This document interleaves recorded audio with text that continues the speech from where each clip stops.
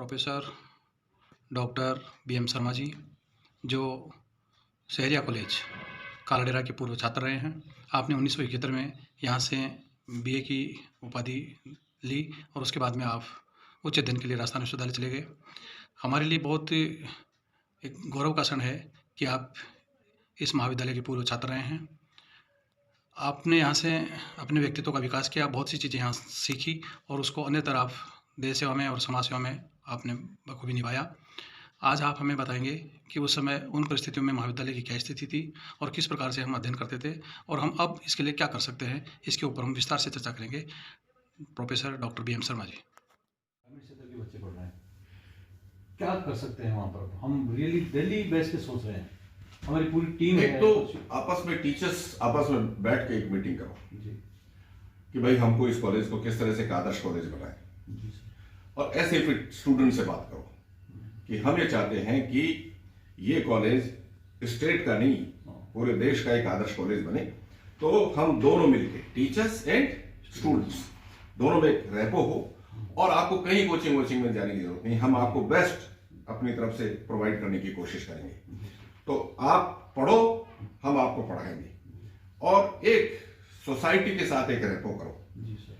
Society के साथ, क्योंकि क्या है कि हमारी इमेज सोसाइटी को पता होना चाहिए हम क्या कर रहे हैं। समाज के जो लीडिंग लोग बाग हैं उनको भी कॉलेज के साथ जोड़ो, उनको भी जो, क्योंकि कुछ लोग बाग है ना जो कैसे सफल हुए, कैसे अपने स्टूडेंट लाइफ में रहे, कैसे उन्होंने अपना बिजनेस तय किया या जो भी सर्विस में रहे तो किस तरह से वो करते हैं, तो उनको भी स्टूडेंट के साथ जोड़ो कि जो सफल लोग हैं अपने अपने फील्ड में उनके कुछ स्टूडेंट के साथ इंटरेक्शन करवाओ।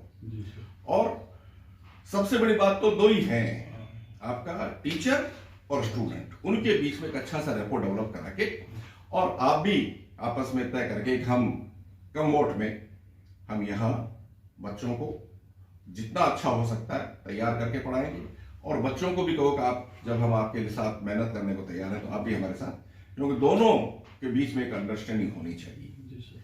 दूसरा, एक मैं ये तो नहीं कहता है कि पुराने जैसे प्रार्थना वगैरह करें, कुछ और करें, तो फिर वो, लेकिन कुछ ऐसे वीकली स्टूडेंट्स के साथ बैठ के इश्यूज पे बात करो, क्योंकि आज बच्चे जो हैं इश्यूज से जुड़े हुए नहीं हैं, क्योंकि ये बच्चों का सारा टाइम ये सोशल मीडिया ले जाता है। तो उससे भी उसको थोड़ा सा करो भाई, इसका अपना योगदान है, उसमें जो पॉजिटिव चीजें हैं वो तो इससे लो, लेकिन और चीजों में हमको अपना इसमें समय बर्बाद नहीं करना चाहिए।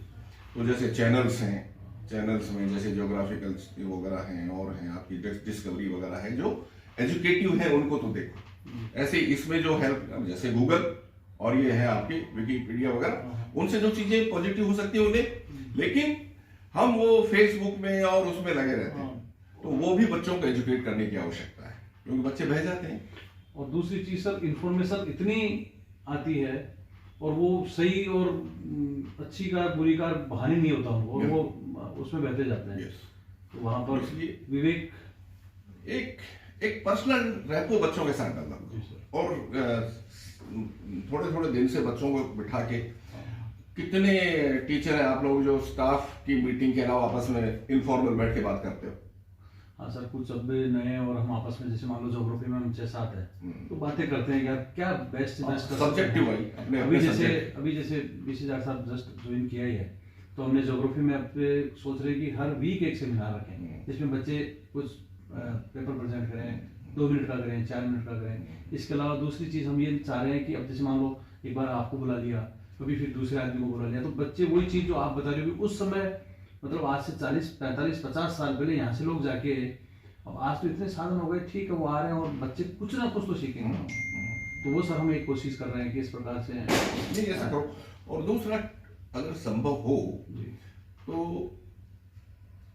जो पीजी वाले बच्चे हैं उनके कुछ ट्यूटोरियल्स करवाओ, जिसमें वीक में जैसे आपकी क्लास में मान लीजिए 30 बच्चे हैं तो 10-10 के ग्रुप बना दो, 3 दिन ABC, और उनको कोई असाइनमेंट दो, वो असाइनमेंट तैयार करके लाएं, तो एक तो लिखेंगे और फिर उसको प्रेजेंट करें।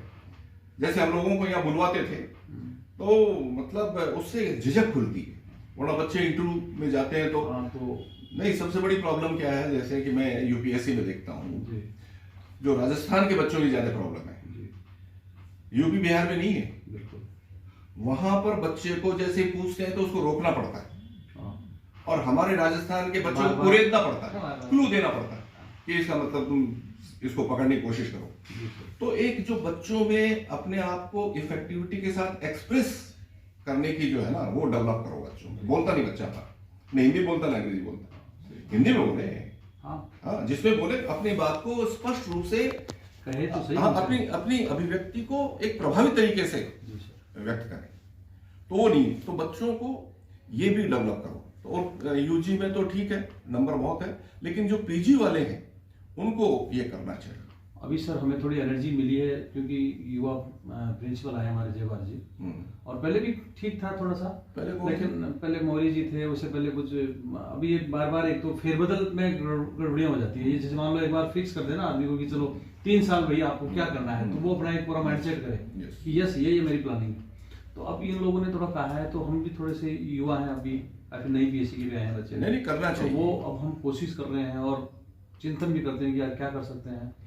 तो अभी नेक में हमें 20, अरे भाई जहां से हमको रोटी मिलती है यार, जी सर, जिनसे हमको रोटी मिलती है, नंबर 1। नंबर 2, हम जिस विधा से जुड़े हुए हैं वो विधा और अधिक विकसित हो, तो हम भी तो विकसित हो रहे हैं उसके साथ साथ। समाज में हमारी अपनी एक उपादेयता है, तो हम उस समाज के विकास में जहां हम हैं उसमें अपना क्या योगदान दे सकते हैं, इसको रिव्यू करना चाहिए। उससे एक्टिव रहे, हम भी एक्टिव हैं, सामने जो हमारे साथ जुड़े हैं वो भी एक्टिव रहे, जो बच्चे हमारे कांटेक्ट में आते हैं वो भी एक्टिव रहे, तो समाज विकसित होगा।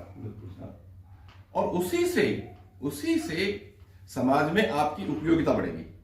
बड़ा कहते हैं टीचर को, अब देखिए टीचर्स की हालत हमने खुद ने खराब कर रखी। बिल्कुल सर, हम खुद ही जिम्मेदार हैं। हाँ, हम जिम्मेदार हैं उसकी, ये बात बिल्कुल अपने को समझनी पड़ेगी। भाई मुझे तो मौका मिला, आप देखिए यहाँ मौका मिला, पीएससी में मौका मिला, पीएससी के बाद I went to IIPA, Indian institute of public administration में वाइस प्रेसिडेंट रहा।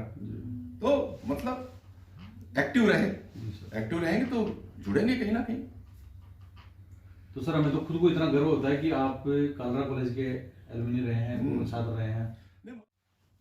तो सर कॉलेज के बारे में थोड़ा और बताएं सर, उस समय की पुरानी जो कुछ यादें। और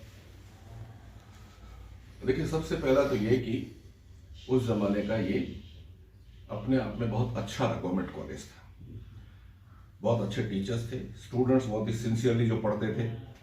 और जैसे आज कॉलेजेस की स्थिति है कि बच्चे नहीं आते, उस समय ऐसा सोच भी नहीं सकते थे कि हम क्लास है तो क्लास में नहीं जाएंगे, नंबर 1। नंबर 2, जो सबसे बड़ी बात थी वहां की कि सुबह 9:30 बजे कॉलेज शुरू होता था और प्रार्थना के साथ शुरू होता, प्रेयर होती थी बाकायदा, और उसमें सभी स्टूडेंट, सभी टीचर्स उपस्थित होते थे। और वो जैसे स्कूलों में डेली न्यूज, आज की प्रमुख खबरें क्या हैं, ये एक एक स्टूडेंट सब लोगों को जानकारी देते थे। तो उससे कुछ जो लोग स्टूडेंट्स इन्वॉल्व होते थे वो बाकायदा पेपर पढ़ के, तो उनको पता लगता है ना, उससे भी वो भी एक लर्निंग है। हाँ, कि कैसे अच्छी न्यूज को कैसे छांटे, कौन सी अच्छी न्यूज है, कौन सी अच्छी न्यूज बच्चों के साथ शेयर करनी चाहिए, तो भी एक टीचिंग और लर्निंग प्रोसेस है। तो ये होता था। और एक जो कॉलेज में माहौल होना चाहिए पढ़ने लिखने का, लाइब्रेरी का, खेलकूद का, टीचर टॉट रिलेशंस जो होते थे, टीचर्स बाकायदा एक कांटेक्ट होता था स्टूडेंट्स के साथ, बाकायदा टीचर्स लगभग नाम जानते थे, तो ये था। इसके अलावा जैसे ज्यादातर पोजीशंस वहां रही, जयपुर के बहुत सारे लोग बाग, जयपुर से बहुत सारे लड़के कालडरा पढ़ने जाते थे, तो इट मीन्स कि जयपुर की जो संस्थाएं थी उनसे भी कालडरा बेटर समझा जाता था। और कुछ चीजें ऐसी भी थी, जैसे मैंने आपको बताया कि जमीन थी तो उसमें खेती करते थे, कुछ बच्चों की एक टीम बना दी थी प्रिंसिपल सर ने, और वो बाकायदा खेती करते थे। हॉस्टल में जो वहां से जो चीजें पैदा होती थी, अनाज वगैरह, सब वही काम में हॉस्टल में लिया जाता था। रोजाना डेली सब्जी होती थी, तो जैसे आजकल ये सारी मिलावट है और तो ऑर्गेनिक सब चीजें होती थी। खैर वो जमाना भी अलग था, ऑर्गेनिक सभी जगह होता था, लेकिन चूंकि कॉलेज में जो चीज पैदा हो रही है वही बच्चों को दी जा रही है, तो ये एक लगाव भी था, एक पर्सनल अंदर से था कि ये चीजें हमारे यहाँ हमारी खेत में पैदा हो रही है। तो ये अच्छा, इसके अलावा हर एक्टिविटी, एमसीसी में बहुत एक्टिव, एक्स्ट्रा करिकुलर एक्टिविटीज में बहुत एक्टिव, चाहे वो डिबेट हो, चाहे वो ड्रामा हो, चाहे वो जो आपका एनुअल वीक होता था उसमें बहुत बड़े अच्छे लोगों को जो एनुअल वीक होता था जिसको वार्षिक सप्ताह कहते हैं, जी। वो होता था। और हर डिपार्टमेंट में यूनिवर्सिटी से जो सीनियर फैकल्टी थी उनको एक्सटेंशन लेक्चर के लिए बुलाया जाता था। जैसे हम लोगों ने पॉलिटिकल साइंस में, जैसे मैं पॉलिटिकल साइंस में था, तो हमारे टीचर थे professor Iqbal Narayan, professor PD Sharma, professor bhramari, CP bhramari, SP Verma, इनको हम लोग ले गए कॉलेज में। ऐसे ही और डिपार्टमेंट्स में, हिस्ट्री में जीसी पांडे आते थे, राजकृष्णा इकोनॉमिक्स में आए, तो हम लोग जानने लगे यूनिवर्सिटी में ये टीचर्स हैं, लीडिंग प्रोफेसर्स हैं। तो एक ये मतलब इंटरेक्शन सीनियर फैकल्टी के साथ, ये बीए के बच्चों का था, आज तो बीए के बच्चों को कुछ पता ही नहीं। जी सर, बिल्कुल। तो और वो भी सर उस जमाने में ये बड़ी बात। और टीचर्स भी जाते थे और जब हम आए और जब एडमिशन लिया तो हमने कहा सर आप हमको लेके, हम वहाँ कॉलेज में कर रहे थे, तो एक पर्सनल टच इसी तरह से बनता है। तो उस समय पूरा जनरल माहौल भी टीचिंग का था, पढ़ने लिखने का था। और कॉलेज में स्पेशली कालाडाना में एक एनवायरनमेंट था, इलेक्शन नहीं होते थे। एक जो चुनाव ने जो थोड़ा सा वातावरण खराब कर दिया है वो नहीं था, जो पॉलिटिसाइजेशन हो चुका है कॉलेजेस का वो नहीं था। वहाँ बाकायदा जो तीनों फैकल्टी में जिसके मैक्सिमम मार्क्स होते थे उसको प्रेसिडेंट नॉमिनेट किया जाता था, फिर प्रेसिडेंट अपनी टीम बनाता था और फिर उसके माध्यम से ये बेहतर तरीका था सर। ये मतलब और कॉलेजेस में उस समय इलेक्शन होते थे, कालाडाना में इलेक्शन नहीं होते थे। अच्छा सर, इसमें क्या है, मेरा ही मानना है कि ये कॉलेजेस वगैरह को भी इन राजनीतिक पार्टियों ने अपनी रोटी सेकने की जगह बना ली। वो तो है। क्या संख्या रही होगी, कितने बच्चे पढ़ रहे होंगे? 400 500 या ज्यादा? 450 500। प्रार्थना होती थी बाकायदा, प्रेयर होती थी सुबह, उसमें प्रिंसिपल और सारे टीचर होते थे। अपनी तरह नहीं क्लास 3 बजे तो टीचर 3 बजे आएगा, वो पढ़ाने 3 बजे आए, लेकिन वहाँ प्रेयर में सबको आना जरूरी था। तो ये प्रेयर वाली परंपरा कब टूटी फिर कॉलेजों में? पता नहीं, वो तो हम तो वहां से फिर आने के बाद अपने उदयपुर में कॉमर्स में थे ये सब। जी सर। एक अशरफी लाल मिश्रा थे इंग्लिश में, एक RBL श्रीवास्तव थे इंग्लिश में, इधर के बहुत लड़के थे आपके, शेखावाटी, इस साइड रेनवाल, इधर बधार, रिंगस विंगस, उधर से बहुत सारे लड़के थे। और बहुत सारे लड़के जयपुर से जाते थे, हॉस्टल में रहते थे। अब वो हमारे साथ रहे बाद में, कालाडाना से किया ही किया। लेकिन ये प्रेयर वाली बात तो सर मुझे स्कूल की जानना था तरह कि प्रेयर। हाँ, स्कूल की तरह थे। वो बाकायदा हर टीचर आते थे, और वो जैसे स्कूलों में होता है ना कि वो आज के समाचार, तो एक एक लड़का, तो उसमें हम लोग बड़े एक्टिव रहते थे, समाचार इस बहाने पेपर पढ़ते थे सुबह सुबह जाके। जैसे हमारे आज के साथ हमारा मंडे को हमको बोलना है, तो सुबह जाके अखबार कटिंग वटिंग करके सब।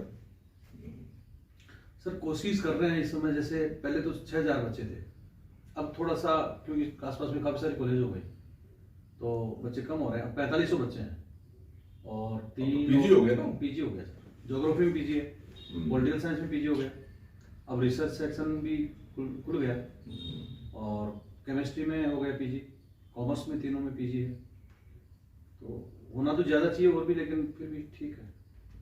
और ख़ास बात यह है सर कि इस समय आधी बच्चियां हैं वहाँ पे, लड़कियां पढ़ रही हैं आधी, लगभग संख्या आधी जो है वो लड़कियों की संख्या। पहले खेती करते थे पीछे, कॉलेज की जो जमीन थी उसमें वो एक लड़का था गुजर, भूल गया मैं, तो वो उस सर ने, मतलब प्रिंसिपल सर ने वहाँ 4-5 लोगों की एक कमेटी बना रखी थी, वो खेती करते थे पीछे। कॉलेज की इनकम होती थी अनाज से, तो जो हॉस्टल में खरीदते नहीं थे वही का अनाज काम में रहते थे, सब्जी वहाँ बोते थे। एनसीसी का बहुत अच्छा वहाँ था, ये जैसे काशी प्रसाद जो शर्मा थे, ये क्या वो थे, मेजर थे, पीएन श्रीवास्तव कैप्टन थे। तो हम इसलिए जानते हैं इनको क्योंकि हम लोग एनसीसी में भी थे, पहले एनसीसी कंपलसरी थी। जी सर। तो मेडल ऑफिसर था, हमने 26 जनवरी को रिप्रेजेंट किया 2 लड़कों ने। एक वो हिम्मत सिंह था जो आर्मी में चला गया, क्योंकि हम दोनों लंबे लंबे थे और हमारा टर्न बड़ा अच्छा था। तो वो इंस्ट्रक्टर्स और ये जो टीचर थे, पहले मतलब एक वो था, एक कॉलेज में जैसे फैमिली अफेयर, परिवार की तरह थे। अब ये सर धीरे धीरे टूटता जा रहा है, तो हम लोग काफी लोग वहाँ लोकल हैं और कोशिश कर रहे हैं कि भाई सेठ जी तो बना के चले गए, अब क्या कर सकते हैं वापस। तो इसकी मुहिम में थोड़े लगे हुए हैं। नहीं तो कहते हैं वो मकान सब खंडर पड़े, हाँ कोई वहाँ है ही, प्रिंसिपल भी नहीं रहता।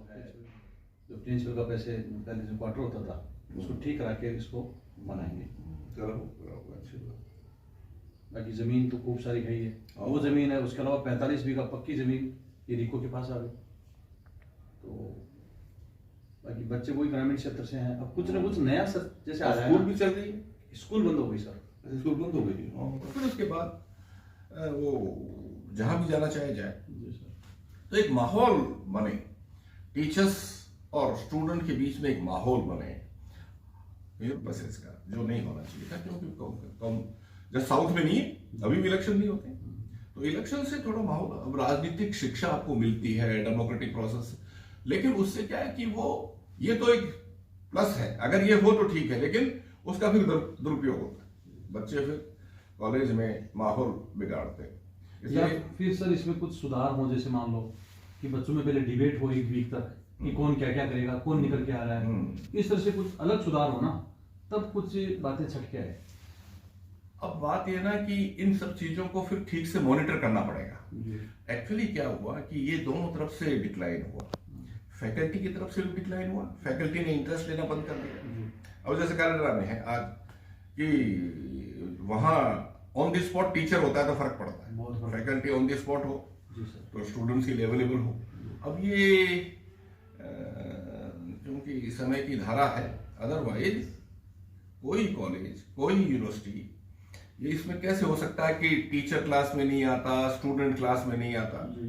तो मैं, मेरे से कुछ लोग नाराज भी इसलिए होते हैं, मैं कहता हूँ कि टीचर ये कहे कि मेरी क्लास में नहीं आता स्टूडेंट, तो ये रिफ्लेक्शन मुझ पे है। मैं कैसा टीचर मेरी क्लास में बच्चे नहीं आते। If you are a teacher, क्योंकि बच्चा जानता है कि कहाँ उसको गुड्स मिलेगा, जहाँ उसको फायदा होगा। ये सारी जो कोचिंग आ रही हैं वो इसीलिए आ रही है कि कॉलेज में पढ़ना लिखना बंद हो गया, यूनिवर्सिटी में पढ़ना लिखना बंद हो गया। और दूसरा अब ये स्किल की बातें तो खूब सारी कर रहे हैं, लेकिन जैसे मान लो इंग्लिश का या लैंग्वेज का वहाँ पे थोड़ा सा हो, बच्चे हों इस तरह से। अब ये बॉर्डर साहब की स्कीम तो थी, लेकिन सभी बच्चे IAS IPS RS को बनने से रहे। कोचिंग वाला IAS RS में आप कोचिंग, जनरल कोचिंग करो। हाँ, जनरल कोचिंग हो जिसमें बच्चे आए तो वो जनरल कोचिंग।